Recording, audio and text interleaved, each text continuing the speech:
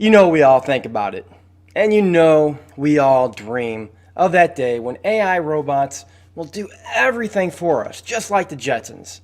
The day when we will all live in Zen, free from the tortures of life, work, hunger, everything taken care of by these sentient creatures we create to be more intelligent and logical than our own human nature. And then it scares the living crap out of us. What would it do, really, if we created these beings with the understandings of life? Who would they recognize as their biggest threat? And what measures would AI take in order to preserve their own reality? I Am Mother, the Netflix original movie starring Rose Byron, Academy Award winner Hilary Swank, and Clara Rugaard, gives us a glimpse into what a future like this might just be like.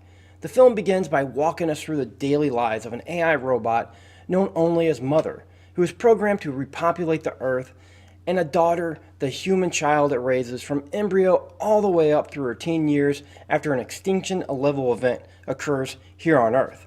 When an outsider comes knocking on the front door with the news from the outside world about what is left out there, the curious daughter's life gets flipped upside down, and her loyalties to Mother and what she has been taught her entire life will be tested. So I thought I Am Mother was an above-average Netflix sci-fi movie about isolationism and a future AI takeover, taking cues from such films as Alien, Terminator, Passengers, and even Ex Machina. And now that I think about it, Clara Rugaard actually, she kind of looks a little like a young version of Alicia Vikander.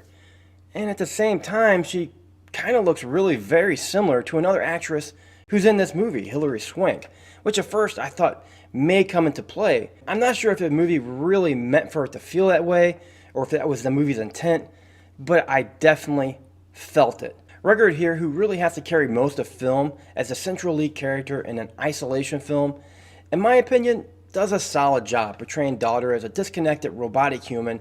At times she can feel a little too mechanical, but I believe that was the direction of this movie and the way they wanted to go, showing us what a human raised by an AI would be like. She also does show us a variation of human emotions here as well, which this is when I actually started to feel a little more of a connection with the character. After she experiences her first human connection with the stranger and the reality there may be more to the outside world that Mother has been hiding from her. Her character arc throughout the story, where she begins and where she ends, really fleshed out the character, showing us a full circle of life. Also, the CG and practical, yes, I said practical effects, were also a step above for such a small scale movie. The sets were also built practical and small, but through some smart editing and competent cinematography, it allowed it to achieve a larger sense, giving the small corridors of the inside of the containment area depth and not utilizing the same sets back to back, allowing you time to forget about an area you had previously visited earlier. I would also like to mention Mother herself was mostly practical effects here, played by three individuals. Rose Byron, who voices the AI, Tim Domet, who independently operated a radio-controlled head, and Luke Hawker, who also oversaw manufacturing of this suit by Weta, and who also entered the suit, giving Mother her physical performance.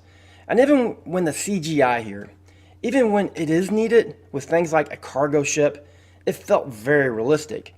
But as far as disappointments, I did have some problems with this movie, however. I feel Hilary Swank's character here, as the strange woman, was underutilized. You have an Academy Award winner. Use her! Instead, it felt like her character was just a stepping stone to push forward the narrative and the story arc for Daughter. And I'm not saying Swank was bad here. It's actually quite the contrary. Her acting was on par with anybody and excellent, as usual. And I did like her character at times when she gave me that Sarah Connor vibe. And I liked her part in this movie enough to say I would have liked to see more from her. Maybe more moments like when she had the fight scene between her and Mother.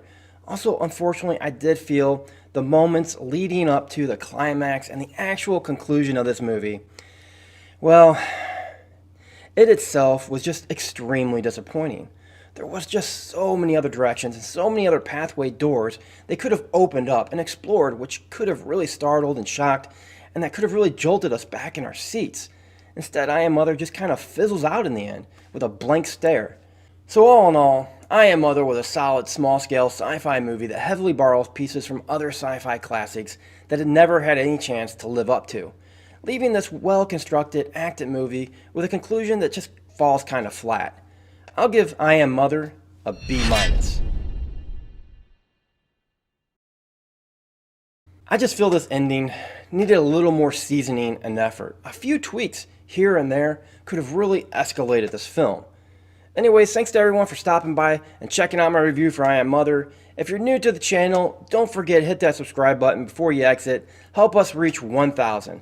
And if you're interested, you can always find us on Facebook and Twitter as well, at The Movie Cranks.